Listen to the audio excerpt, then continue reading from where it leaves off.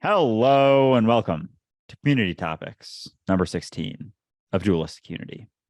I'm not here to teach you, not here to try and get you to believe in anything.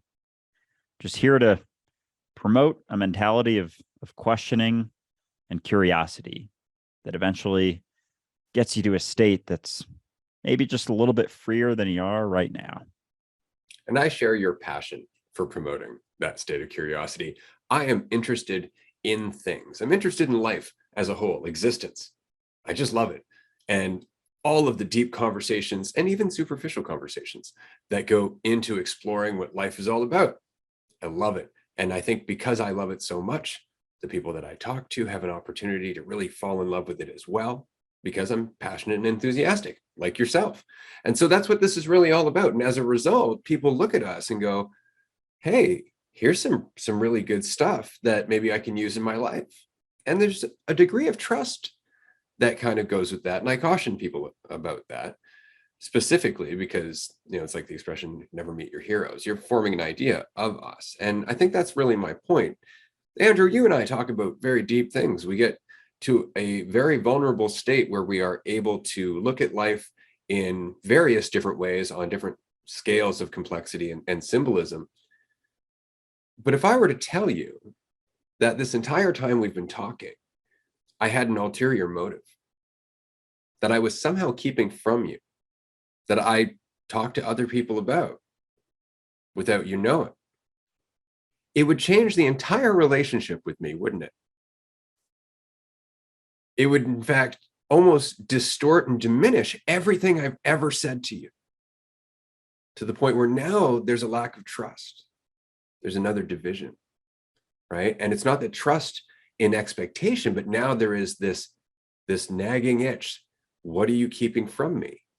And more importantly, why? And that creates the need for trust because it creates distrust. And so immediately there's a division that now we have to find a way to build a bridge across. And so that brings us to the topic for today's episode, which, as voted on by our community, is the Freemasons and expectations. And so before we go any further, I just want to say to the listener, thank you for going on that merry jaunt. I promise I don't have any ulterior motives, but then again, you don't really know. Just want to throw that back in there. It's like the expression that you might be paranoid, but that doesn't mean they're not out to get you. I'll leave it at that. We will start covering the Freemasons now. Andrew, I've had quite a bit of experience with this. I've actually talked to Freemasons and they tried to recruit me at one point in my life. So I'm very curious as to what you came up with in your research. Oh boy. Oh man, that was a fucking awesome intro. I could see how you've already like tied the topics together. Fucking A, brilliant. So yeah, good on that. And yeah, whether or not you have expectations of me, I guess, I know you're most likely kidding, but at the same time, I actually don't know. But doesn't matter. I'm here now. And yeah, so anyway, it's funny you've had so much experience or a decent amount of experience with Freemasons, talking to them, and I've got like 3 solid YouTube videos under my belt. So that's where we're coming from. But so whether or not you, the listener, have a bunch of experience understanding the Freemasons, where they're coming from, or you don't, that's okay. We're going to talk about them and eventually get to expectations as well. But from my understanding, through my research, through the beautiful thing that is YouTube, basically, from my understanding, is it's a secret society. It's like a fraternity in a way, in a sense, a sort of brotherhood that's been around for a very long time, starting, I believe, back around the 1700s in, I think, UK, London area was the first area that they started developing, and it was circled around Masons, like Masonry. And eventually, that was very much the focus early on. It was a group of them, and then just sort of became this brotherhood over time, like a big old fraternity. And so throughout the years and over time, even till today, they're still around to a degree. And there have been a number of members, some very famous people who have since passed, past presidents, past very famous artists. I think Mozart was a Freemason. So a whole slew of people. And there has been not a lot of controversy, but some speculation into, what the hell happens with the Freemasons. And I think the reality is no one actually really knows. From some of the interviews that I heard from Freemasons, sounds like they don't make a huge deal of it. Just like, it's just a group of guys that I like hanging out with, basically. Get a beer with, go hang with, and get some food together and whatnot. And so I think it's interesting how with these secret societies, we don't really know what's happening, but we enjoy speculating, creating ideas like, oh, they must be doing some fucked up shit because they're being all secretive. The reality is we don't know. It could just be a group of people hanging out, could be a group of people doing some crazy ass fucked up shit. We don't really know, but that's a little bit of my understanding of them so far. That's awesome. And you're right, to some degree, that we don't really know, which is kind of the problem. But on the other hand, it's also really important to recognize that there is such a spectrum in terms of involvement. Just like with corporations, you have subsidiaries of subsidiaries of subsidiaries, and ultimately they're all just dancing to the beat that's dictated by the hub, by the main corporation that's calling it, and they may not even know that.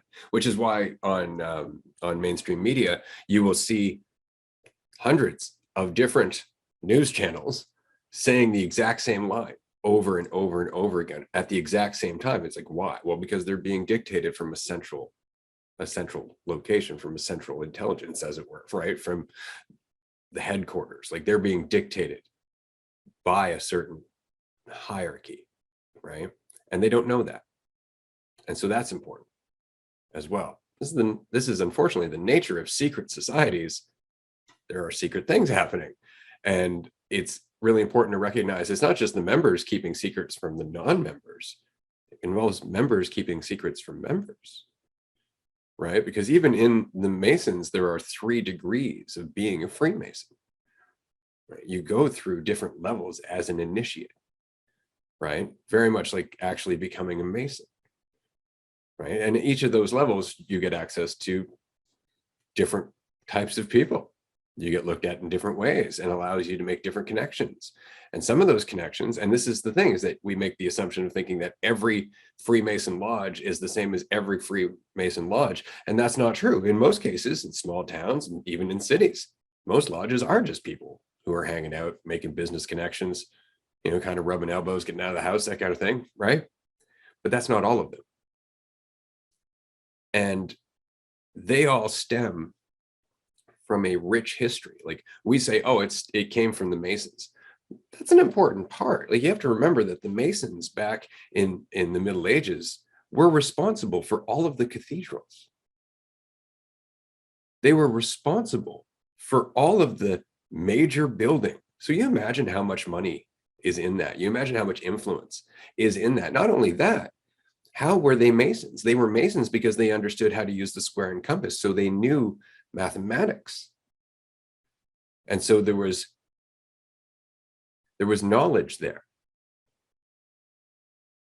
And so you have to look and go, okay, so they were a secret society. They were deeply interwoven with the church and government, which they built for both, and the richest families at the time, which they built for. You got to remember, the Rothschilds and the Rockefellers are also Masons, right? And so there's all of that. And if you go to the oldest lodges in Europe, they actually have way more ceremony. They have way more ritual. They have way more esoterica than your average North American lodge, where people are just getting together to rub elbows and do business. Like, there is a rich history there, and there's an ancient history there that even spans back farther than those 700 years, because secret societies have been around forever. And that's the point of them being secret, right? And so give you an example. The Freemasons are only one of a small group of secret societies, the Freemasons being the root or the tree, and all of these other secret societies that came off of them being branches of it, like the Order of the Eastern Star or the Shriners. Those are all Freemasons, but they're different sects of those Freemasons. Okay, so what if the Freemasons are a different sect of a larger society, which is why you have other societies like the Knights Templar, okay, who are more oriented towards religion and its history with Jerusalem and all, and the Crusades and all that, right? So different purpose, same underlying reach, same secret society kind of deal where it's underneath the surface. You don't know what's going on or why. So we keep going back and you start realizing that there have always been secret societies and they've always been kind of influencing things behind the scenes. Like there were secret societies in Rome and Greece, except that those secret societies were called mysteries, right? The Dionysians, for example, they were a group of people who worshipped Dionysus, right? And so they had their own agenda. There were all kinds of mysteries like that in Greece and Rome as well. And before then, ancient Egypt, where you had the Osirica or the Osirica. I don't know if I'm pronouncing that correct, but basically a secret society of people who worshipped Osiris, the god Osiris, the god of life and death, the afterlife and resurrection, existence, the god of existence. And there was a secret society about Osiris way back before any of that. So what's to say that that secret society hasn't been secretly changing its name forever and constantly been maintaining this old world knowledge? Like the idea of the Illuminati, for example, is another branch. But you notice it always comes back to a deeper understanding of anything, of reality, than anybody else is talking about. Like they're always guarding knowledge. They're always maintaining some degree of awareness. That's if they exist. And this is the point, is that if they have that knowledge, if they do exist, if they are as they say they are, because the Freemasons actually say we are a brotherhood of people come together regardless of religion, regardless of concept, regardless of borders. They're saying we're all one. And yet we're keeping things from you. And that's the problem. So, yeah, I think this might just be a episode with some questions for me.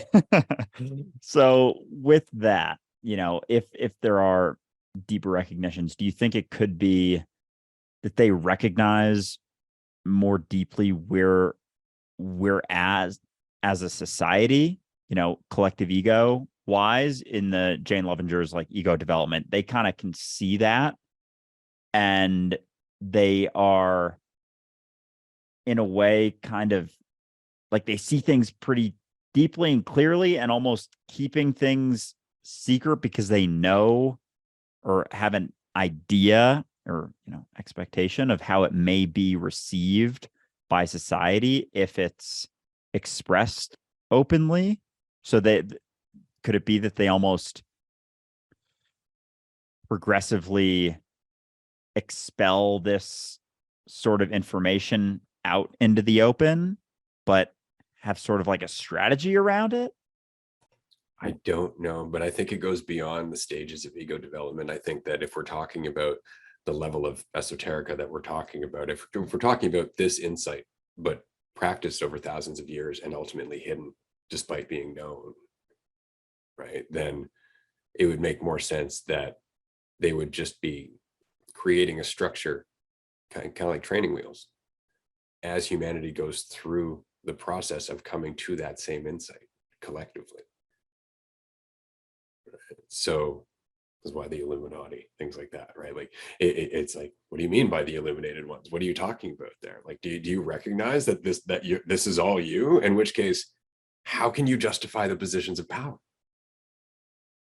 Right? Like, I understand, you can't fight human nature, but the lack of transparency, I think, is what's killing us. I think that if this was just a common conversation all the time, as we're trying to make it, except we're trying to build it from the ground up.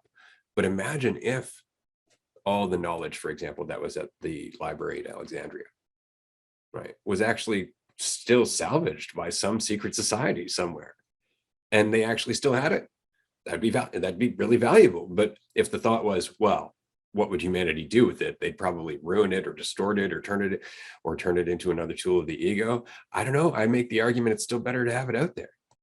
Yeah, I'm with you. And so another part that I learned in my research, for the most part, it seems like there's a requirement to believe in some sort of higher power, some sort of God. Do you think that could be, you're talking about the different sects with a CTS of the Freemasons, that they keep secrets from each other. And so could it be that, the ones who see it most clearly or most deeply recognize that they are that higher power that everyone else is believing in? And it's almost like a test to a degree. Like, I'm just like, throwing shots in the dark, but for those who are new, to see if they just follow or if they speculate and are willing to speculate in a way. Or what do you think could be the relationship with that need for them, at least parts of them from what I researched, that they need to believe in a higher power? Like, it's a must. It's like, you can't really force someone to believe in something. They can kind of fake it sometimes too, right? And so it doesn't necessarily mean that they actually do, even if they just play the part, just because their priority is to be in the group. But I'm very curious about that requirement, despite not holding on to religion so much. They acknowledge a supreme being or a grand architect, that there is actually a rhyme and a reason to reality. So they're just acknowledging that there is a grand architect. They're acknowledging that there is some underlying force, and that's fine. The fact that they all have to reconcile that, again, kind of implies that ego is still at play within this structure, regardless of the insight that might be driving it. It's still at play. So it still falls victim to religion to some degree, but I wonder how much they actually lean away from belief and lean towards just acknowledgement. I don't know myself, because I think that would depend on the lodge and the degree of Mason that you are, as well as where you are within that spectrum, from the core out to the branches, as it were. Yeah, it's a damn good question, because I think, again, that's another problem. I think that's probably the reason. Oh, maybe that's interesting. Maybe that's the reason that they're being so non-transparent, or maybe that's the reason that they're being so secretive, is because they still believe in a supreme being that can judge them. That's a good point. It's like that belief or that fear of not being it, that perception of division, essentially, that they're still experiencing to a degree, would cause them to feel like they need to keep it hidden because they don't recognize that it's just them or it's just me. They still very much, as clearly as they may see certain things, there's still a barrier there. There's still a wall that is the reason that it's still secretive, that everything they're holding on to is still secretive, because they feel like they need to, in a way. And then they have something to protect, because they're identifying with the secret society. And so the cycle of the ego continues. But one has to wonder, let's just play this as a mental exercise, that you are, in fact, a member of a family that has been part of this lineage for centuries. And you grow up understanding some of the deeper things, that this is all one thing. And that's how your family came to the position that they're in, where they control a sizable portion of what the rest of us just consider to be uncontrollable reality. And they do so at a whim. That would be a whole other level of ego politics, if you think about it, to have that kind of influence and other people in your sphere with that level of influence, all of which in the spectrum of egotism, right? Because that's the point, is that this insight has to constantly be renewed in the moment. Even holding on to a version of it from the past becomes a danger, because now we're putting it up on a pedestal, right? Now we're looking at it in a way where it is otherworldly, where it has the power instead of the power being in the present. So I wonder how much of those secret societies are based on the preservation of past knowledge that people haven't come to again yet, rather than an understanding of what that past knowledge was actually pointing towards at its core. Yeah, it's just like with religion, you know, someone like Jesus recognized certain things, and then you believe in what he said. So is it not the structure of the society itself that's keeping them from that deepest recognition? Like the thing in and of itself is the thing keeping them from it. Like you can go as far as you possibly can, but if you still think you're a part of a secret society that is in some way divided, you're never actually going to see it. So it's like the thing is keeping them from it, from being able to see it.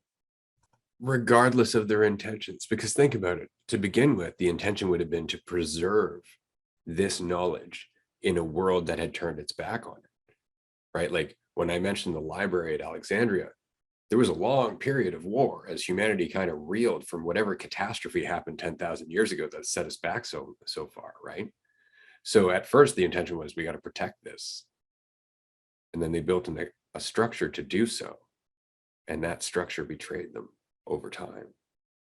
And isn't that the point, when we expect something to do the work for us, instead of having faith and just continuing to do it ourselves and letting the ripples continue?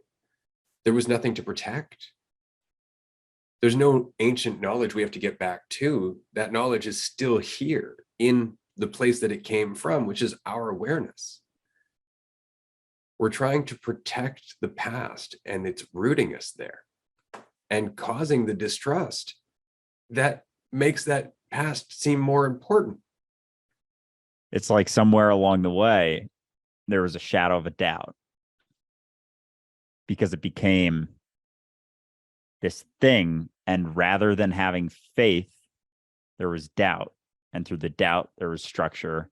Through the structure, it like the insidious way of the collective ego took it down as far as it could go, because somewhere along the way, you know, maybe someone did see it, recognize it.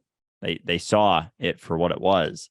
And there was a degree of fear and a degree of doubt, rather than just pure faith that, you know, we'd be okay. And that shadow of a doubt created the subtlest wall, the subtlest barrier, became a structure which, you know, was created to protect the recognition.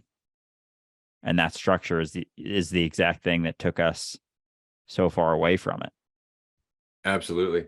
It's so interesting, because the core insight was that we're all one, and it built a hierarchy that divides us even more. And I wonder at what point, because, you know, it's not like this for every member. If this society exists, whoever understands what we're saying would be probably fairly quiet, compared to all those other very powerful players around them who would be very tempted by ego. Right. And I think that's just so very interesting, because, yeah, at some point, the power that came along with the history of knowing whatever this was, just being able to use this knowledge to your advantage, as well as the structure that you've built around these secret societies. Because again, some of the most famous people have been in secret societies. So what did those people do? Ben Franklin, George Washington? They did instrumental things that changed the entire course of society. Why? Well, that's a good question. We know that they were members of these secret societies, right? So what direction are we going in, and what's the expectation, right? Have they, if they exist, lost the path so much that they've given up on the insight ever coming to fruition, that they've just satisfied themselves with power. Kind of like Jesus when he was talking about living like a servant whose master would come home in the night unexpected. Have they become comfortable? And is that the reason that they're so resistant to this insight now changing society? Because I would have to say that from the general tone throughout government and corporations, which were ultimately just the branches of these older, richer families with more influence, the tone is not that this insight would be welcome. And so I have to wonder if they even see this coming. So if they recognize that or had an expectation, I feel like we're towing around expectations. It's kind of just like a part of the conversation now, where I don't think this is going to be an episode where it's like Freemasons expectations just kind of blending together at this point.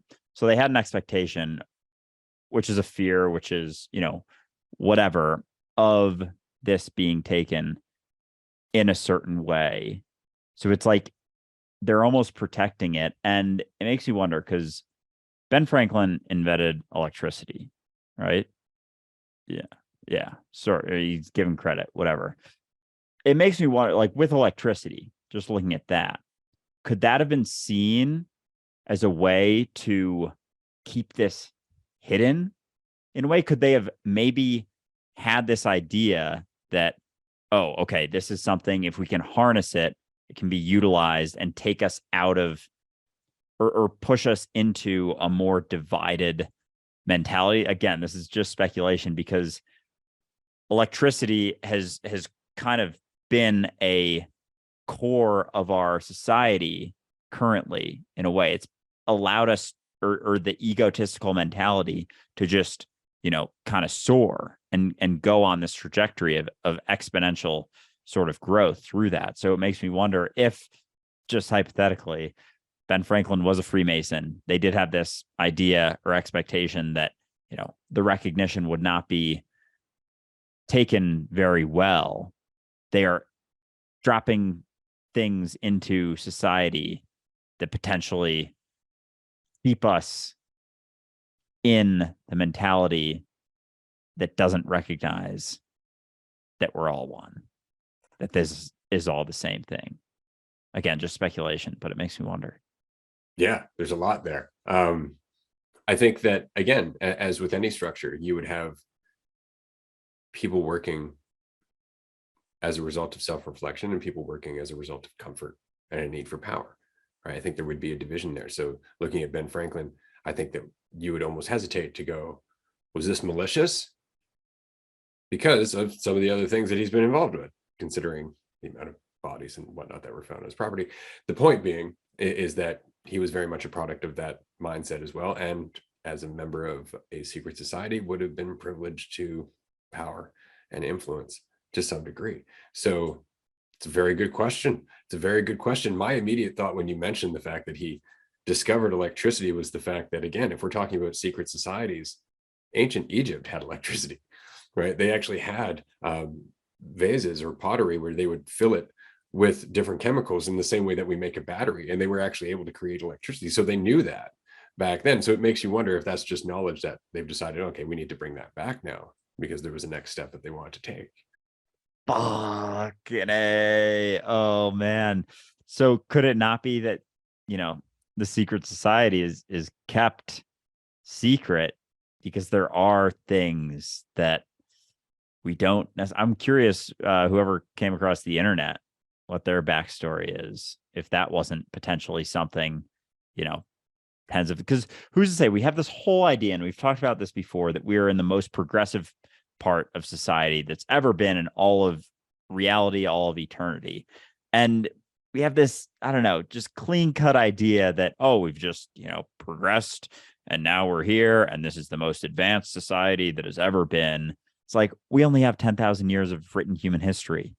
Who's to say that this hasn't all happened before, like a bunch of times? And there has been this knowledge that has been kept hidden, and brought back, say it was 50,000 years ago, whatever, that there were certain things that were there and it's been kept and placed back in, and, giving credit to one of the members for bringing it back.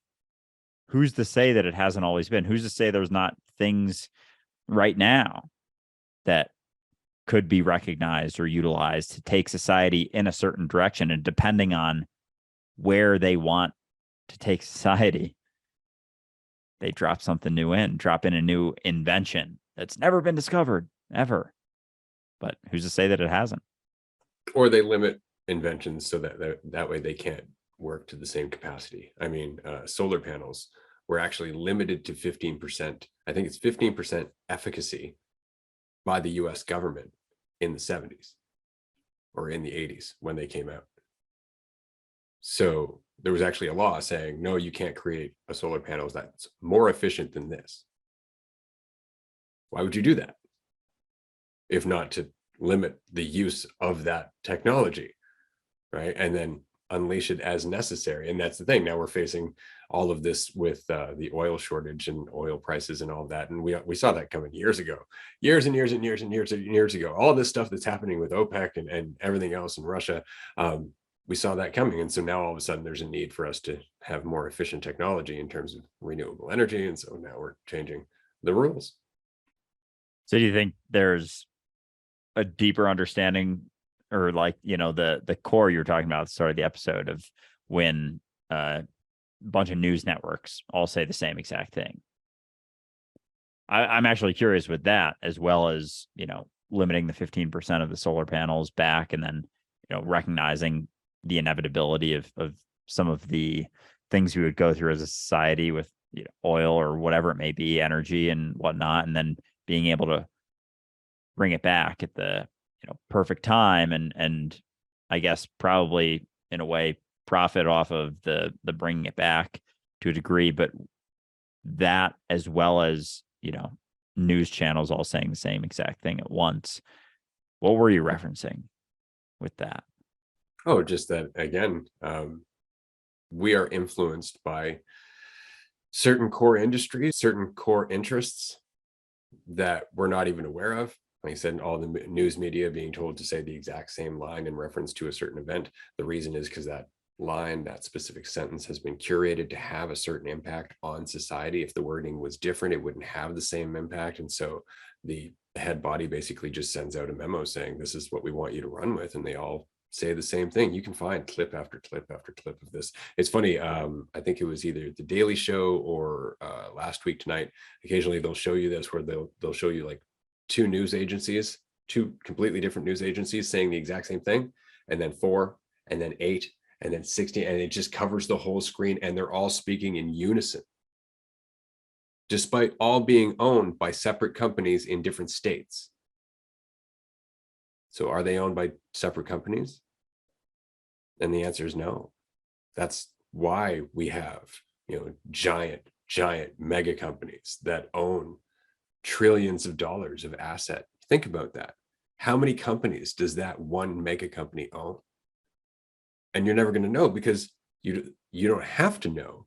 They can own it through other subsidiaries, right? Each subsidiary buying up a certain share, but there's still one chain of command calling the shots all the way down all of those different pipelines. And it comes out as being, the will of the people.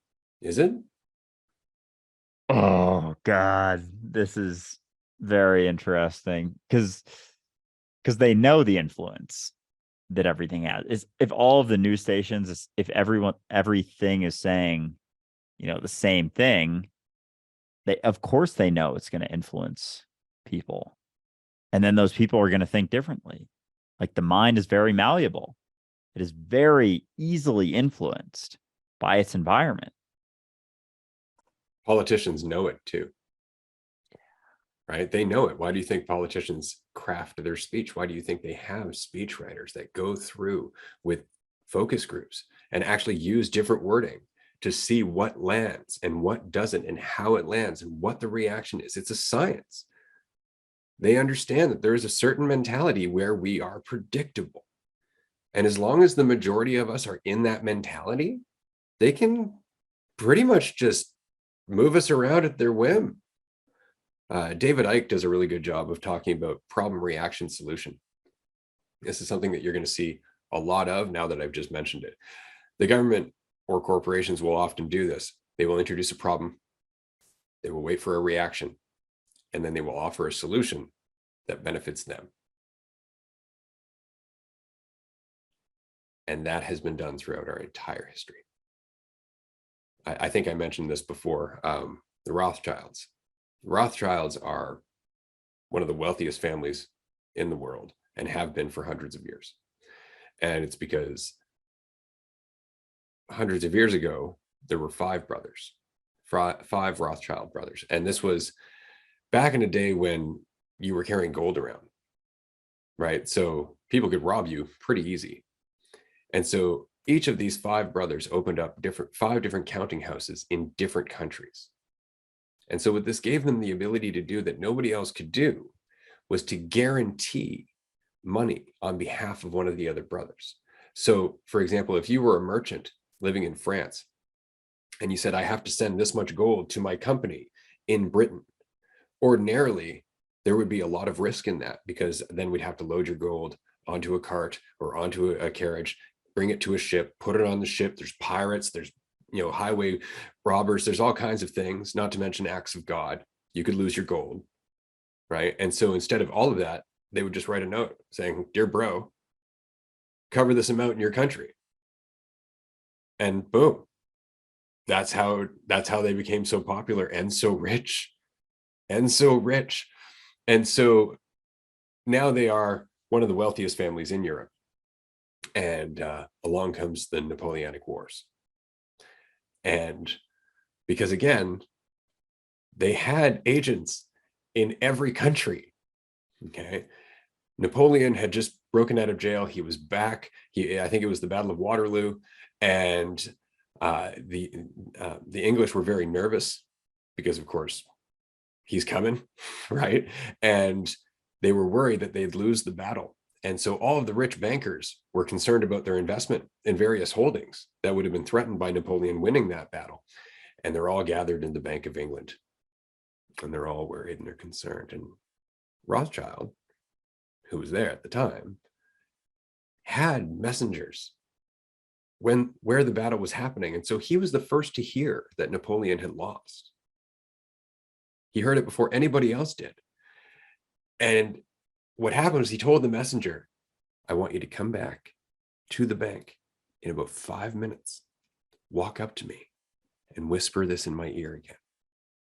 So he goes into the bank and he leans up against one of the pillars, waiting for word like everybody else, knowing what's coming, right? Everybody's watching him because they know like he's connected. Messenger comes in, whispers in his ear. Rothschild just drops his head as though they had lost the war. Everybody sold everything they owned, pennies on the dollar, and guess who bought it? So you think about just stuff like that, the amount of connections that were able to make sure that he knew what was going to happen first and hedge his bets. Just in that alone, could you imagine the network of Freemasons, the network of connections, the network of corporations that are all run by these people who are all rubbing elbows together, passing on information that maybe they don't even understand is being sent up the chain? Like there's so much capacity for what if. There is so much in terms of, that's really curious. And to turn a blind eye to it is difficult. And it should be, because that is something that you should consider. On the other hand, it's really important to remember it doesn't matter, because what is always comes full circle. What they've been trying to hide and use is eventually going to make them powerless. And their desperate struggle to avoid that is going to become laughable at some point. Just got to ride it out. Yeah, their inherent expectation or desire to keep whatever they're keeping is going to be the downfall inevitably. But fuck, that whole story is so fascinating and interesting. I'm like trying to process the whole thing as you're saying it. I'm like, wow, there is so much there and just so much potential. And it's almost like they were able, because we were so limited in our global communication, having that was like a superpower. It was like being able to travel back in time and bet money on a certain thing that you already knew the outcome of. Like that's a reality they were able to curate by being able to communicate in that way. And funding both sides of the war, because they were funding Napoleon and his opponent. So is that where the military industrial complex does the exact same thing? So is that where it almost came from? No, this is just business as usual, right? Yeah. That's the problem. It's just business as usual. And it's all done in the name of capitalism, right? But it's done with such a lack of awareness for where it's coming from, what it's doing, how it's influencing us on a collective level. Because as soon as you start having this conversation, and I want to caution the listener about this, you start to think, oh God, it could be that. It definitely is that, because you're afraid and you feel disempowered. I just want to let you know, this is all speculation. This is all speculation. We could start talking about the Anunnaki next and reptilians if you really want to expand the story and really get into the more questionable stuff. Like, this is all speculation. None of it could be happening.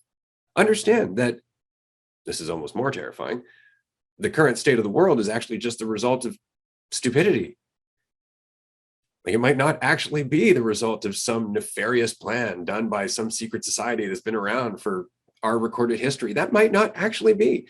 The Freemasons actually may just be completely lost in a story and just really stoked to have their own clubhouse, right? They might actually think that they have more power than they do. And it's not any of this esoteric stuff, that they're just greedy, secretive businessmen. It's all just what if. The important part is what you take out of this.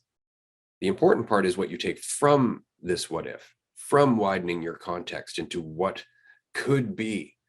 Not just about the fact that there are people pulling the strings, but that there is such a rich history behind our culture, behind everything that's happening, that there is so much nuance to everything that influences your reality. And that the mentality of control always seeks to preserve itself and has expectations that it will continue to do so into the future. The mentality of surrender has no need of secrets or expectations. And recognizing and relaxing into the reality that you don't know. We don't know. As Ray said, this is all speculation. So stay curious. And the opposite of curiosity and relaxing into the reality of uncertainty is holding on to ideas, holding on to beliefs, holding on to expectations for what you think that it is and what you think it means about you. Because as soon as you're expecting something of reality of yourself, you're no longer free.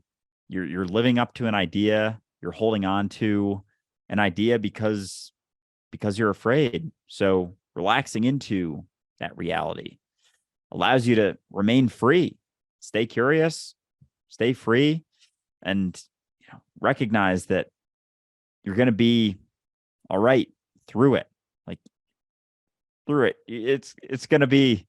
I hate saying like, oh, it's going to be okay, but remaining curious allows you to recognize that there is nothing to fear. It's the expectations, for things to turn out in a certain way that are rooted in the fear, in the deterring from the reality of uncertainty. If you become okay with that, recognize like you'll be all right through the uncertainty, through the not knowing what it is. It's not about knowing it. It's just about continuing to question it and see where it takes you, because there's nowhere you need to get.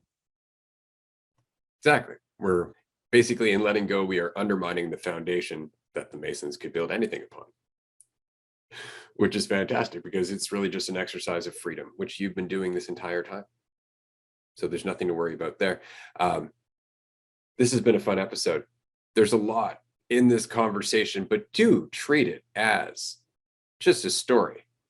The reality is you. The reality is here now. That's it.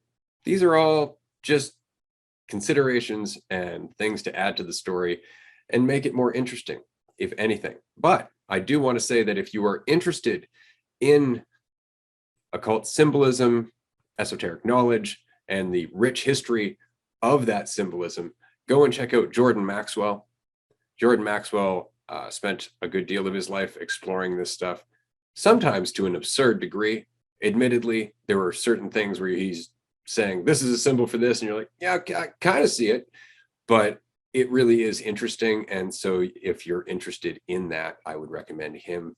So that's all I have to say on this subject. Andrew? That's all I got. This has been a fun one. Yeah, I know we went all over the place again, all speculation, all just, Ben Franklin being a Freemason, dropping electricity into reality. Like, who fucking knows? But it's fun to talk about. It's fun to chat about. And again, just the conversation, taking it lightly, not taking it too seriously, not letting it, freak you out. It's just all speculation, but that's what's fun about being reality, not needing it to go anywhere, just allowing it to be what it is and continuing to process it and learn shit because it's fun, but not for any reason or expectation that you hold on to for yourself. Just doing it for the sake of doing it. Yeah, more discussion, right? That all said, I just want to remind you, dear listener, that if you have a topic that you would like us to talk about, do join us on Discord or Patreon. Every week we have a vote. You can suggest a topic. Other members can vote on it. If your topic wins the vote, then we will discuss it in the next week's episode. We love these suggestions. There was one suggestion about alien abduction, and the reason it didn't make it to the vote is frankly because neither of us have been abducted by aliens. And while I can speculate about that entire experience, very much like this episode, it would be just speculation, and I don't have as much in terms of what to work with to make that an episode, and that's why it never made it to the vote. And I just wanted to explain that. But that all said, thanks so much for joining us. We will see you next week. Bye, everyone.